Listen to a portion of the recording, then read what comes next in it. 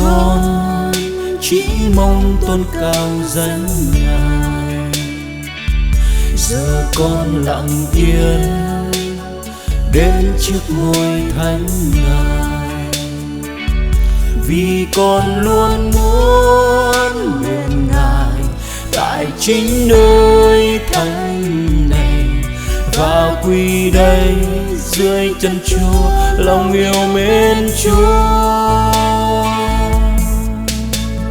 Suốt cuộc đời này lòng con khát khao chỉ mong Cha vui lòng, nguyện lời tôn vinh con khiến Cha đẹp lòng. Con hứa mình ước ao năn y, âu con ngăn rẽ đáp bất ni lớn y, con âu linh lắm và dễ bất ni rơ gọi tăng rắc cơ cô bất chân y con mến y. Đi tôi chắc âu con với Cha và cơ y làm đòn, và nơi phơ ư an cơ y làm đòn.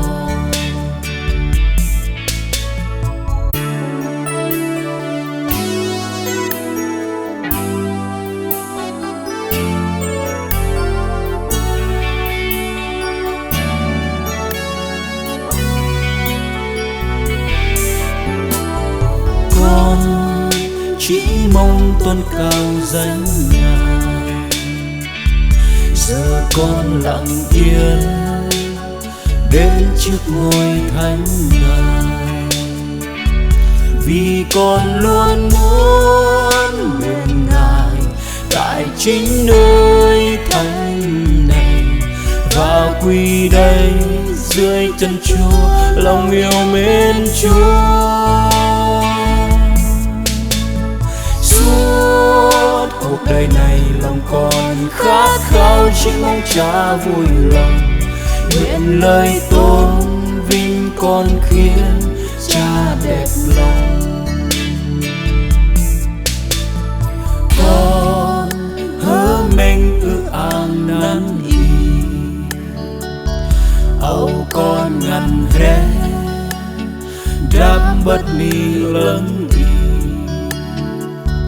con âu linh lắm và dễ bất ni rơ gọi tăng rắc cơ cô bất chân y con mến y. Đi tôi chắc âu con với Cha và cơ y làm đòn, và nơi phơ ư an cơ y làm đòn.